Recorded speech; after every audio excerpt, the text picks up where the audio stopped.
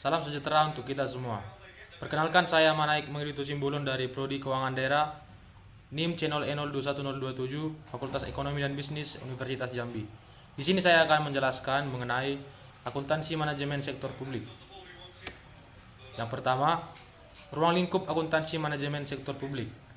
Peran utama akuntansi manajemen sektor publik adalah menyediakan informasi akuntansi yang akan digunakan oleh manajer sektor publik dalam melakukan fungsi perencanaan dan pengendalian organisasi.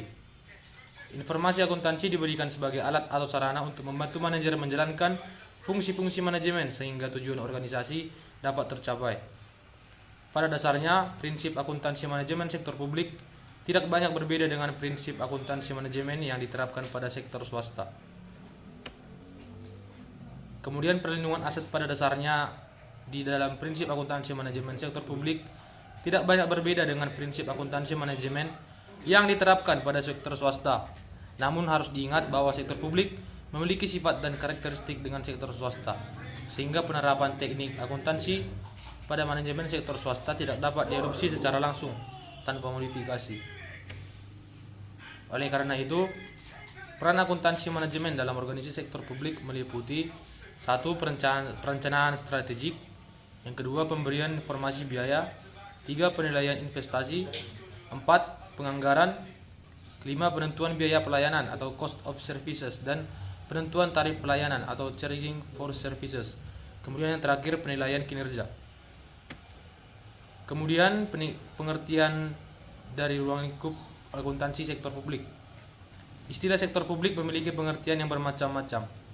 Hal ini merupakan konsekuensi dari luasnya wilayah publik, sehingga setiap disiplin ilmu, termasuk politik, ekonomi, hukum, dan sosial, memiliki cara pandang dan definisi yang berbeda-beda.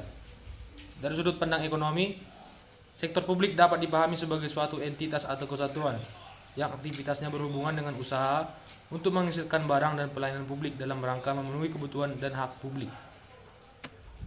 Kemudian masuk ke perbedaan sektor publik dan sektor swasta. Yang pertama, perbedaan dari tujuan organisasi.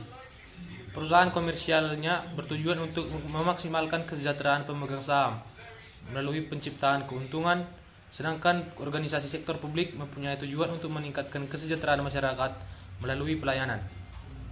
Perbedaan yang kedua dari sumber-sumber pendanaannya. Perusahaan komersial didanai melalui hasil operasi perusahaan yang bersangkutan selain investasi dari pemegang saham. Sementara itu, sesuai dengan tujuan, organisasi sektor publik mendanai operasinya tidak melalui laba operasi, tetapi melalui cara khusus berupa sumbangan atau donasi yang bersifat sukarela. Kemudian perbedaan yang ketiga itu terdapat pada peraturan perundang-undangan.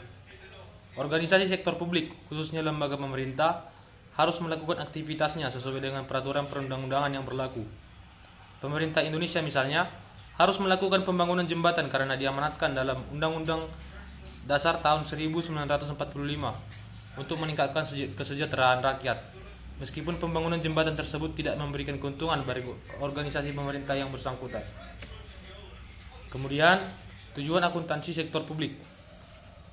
Tujuan yang pertama itu memberikan informasi yang diperlukan untuk mengelola secara tepat, efisien, dan ekonomis atas alokasi suatu sumber daya yang dipercayakan kepada organisasi. Tujuan ini terkait dengan pengendalian manajemen. Kedua, memberikan informasi yang memungkinkan bagi manajer untuk melaporkan pelaksanaan tanggung jawab secara tepat dan efektif.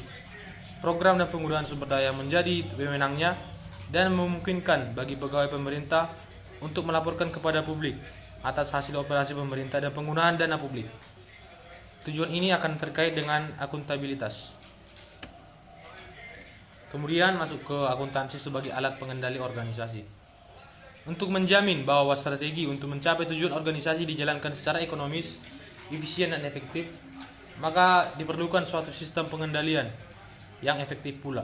Pola pengendalian tiap organisasi akan menjamin bahwa strategi untuk mencapai tujuan organisasi dijalankan secara ekonomis dan efisien. Fungsi utama informasi akuntansi pada dasarnya adalah pengendalian. Informasi akuntansi merupakan pengendalian yang vital bagi organisasi karena akuntansi memberikan informasi yang bersifat kuantitatif.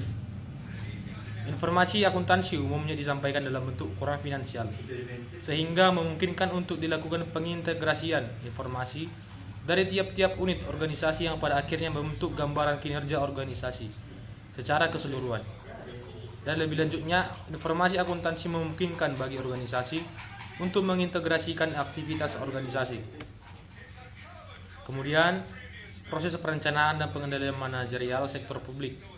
Di sini bisa kita lihat recycle pengendalian dan perencanaan di dalam tabel.